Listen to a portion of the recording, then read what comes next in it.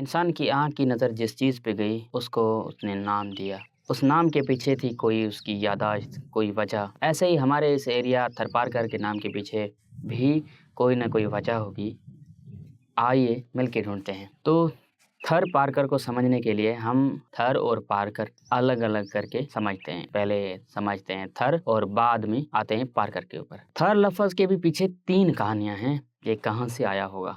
پہلی وجہ، دودھ کو جب ابالتے ہیں اس کے اوپر ایک پتلی سی تہ بن جاتی ہے، لیئر بن جاتی ہے، اسے کہتے ہیں لوکل زبان میں تھر۔ ایسے ہی اگر چائے کو تھوڑی دیر کے لیے ٹھنڈی ہونے کے لیے رکھتے ہیں نا تو اس کے اوپر بھی ایک تہ بن جاتی ہے جس کو بھی تھر کہتے ہیں، چائے اور دودھ کے اوپر والی لیئر۔ ایسے ہی نا پورے تھر ایریا میں اس جو ریتیلی جو دیکھ رہے ہو دھول، اس کے نیچے بالکل پکی مٹی ہے، کہیں پہ تھوڑی گہرائی زیادہ ہے، کہیں پہ گہرائی کم ہے، لیکن مٹی پکی ہے۔ اس کے اوپر نا یہ ریتیلی زمین ہے، ریتیلی دھول ہے۔ ہو سکتا ہے اس پکی مٹی کے اوپر دھول دیکھا، جیسے دودھ کے اوپر ملائی، انہیں نام دے دیا اس کو تھر۔ اچھا، دوسری روایت پہ بات کرتے ہیں۔ مقامی زبان میں اگر ٹیلا بڑا ہے تو اسے تھر کہا جاتا ہے، اور اگر ٹیلا چھوٹا ہے تو اسے تھری کہا جاتا ہے۔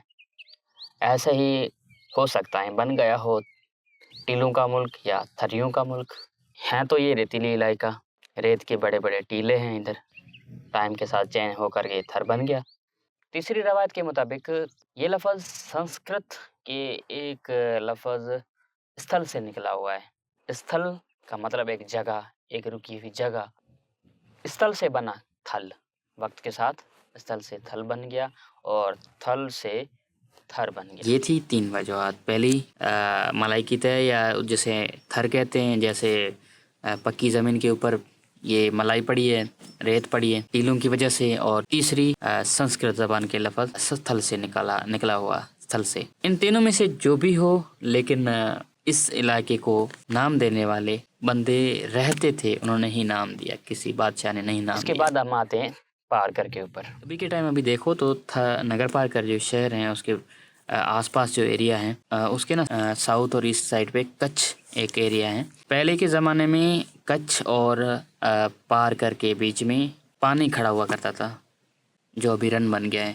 جو بھی ادھر سے ادھر وپار کے لیے آتے تھے، جو ٹریڈ ہوتا تھا، ان لوگوں کو وہ پانی جو کھڑا ہوتا تھا اس کو پار کر کے ادھر آنا ہوتا ہوگا، تو جو کھڑے ہوئے پانی کو نا کھاری کہتے تھے۔ ادھر سے جو بھی آتے تھے ان کو پار کر کے آنی پڑتی تھی، کہتے تھے پار کھاری، یعنی کھاری کے اس سائڈ پہ، کھاری کو پار کر کے اس سائڈ پہ جو زمین ہے اس کو۔ ایسے ہی پار کھاری سے بن گیا پار کھر، اور آہستہ آہستہ وقت کے ساتھ بن گیا پارکر۔ اچھا، اس کے علاوہ ایک اور روایت بھی ہے، ایک اور بھی کہانی ہے۔ یہ جو پارکر کا ایریا ہے یہ تھر سے بالکل مختلف ہے۔ اس تھر علاقے کے اندر ریت کے آپ کو ٹیلے ملیں گے، ریتیلی زمین ملے گی، بڑے ٹیلے ملیں گے، چھوٹے ٹیلے ملیں گے، لیکن پارکر کی جو زمین ہے وہ بالکل سنتھل ہے، وہاں پہ کوئی ٹیلا نہیں۔ وہ زمین ہے وہ پتھریلی ہے، اس کو پارکر مطلب پتھر کی زمین، پتھریلی زمین، ایسا بھی ہو سکتا ہے۔ پارکر پہلے ہم نے بات کری تھی تھر کے اوپر، یہ تھر پارکر دونوں ہی الگ ایریا ہیں۔ برطانوی جو برٹش ایرا کے دوران انگریز یہاں پہ آئے تھے، انہوں نے حکومت کری تھی، اس ٹائم انہوں نے حکومت کرنے کے لیے ادھر دونوں ہی ایریا کو صحیح طریقے سے گورن کرنے کے لیے انہوں نے تھر اور پارکر کو ملا دیا، ایک ڈسٹرکٹ بنا دیا۔ تھر اور پارکر کی کلچرل سملرٹیز زیادہ تھی، تھر اور پارکر کو ملا کر کے ایک ڈسٹرکٹ بنا دیا، تھر پارکر، جو کہ ابھی ہے۔ اب انٹرسٹنگ بات بتاؤں کہ یہ پورا نام تھر پارکر ہیں، اور جو بھی نئے تھر پارکر گھومنے آتے ہیں وہ اکثر کے اس کا نام تھر پارک کہتے ہیں۔ شہروں میں نا پارک ہوتے ہیں تو پارک، تھر پارک وہ کہتے ہیں، شاید اس کا نام تھر پارک ہے، تھر پارک نہیں، تھر پارکر ہے۔ میں نے جن کے بھی بلاگ دیکھیں یا جو بھی آتے ہیں سنا ہے وہ تھر پارک کہنے لگتے ہیں، لیکن یہ تھر پارکر ہے۔ میرا نام ہے مکیش، میں ملتا ہوں کسی اور ویڈیو میں، تب تک کے لیے بائے بائے۔ اگر کوئی سوال ہے یا کوئی سجیشن ہے تو پلیز کمنٹ سیکشن میں بتا دینا۔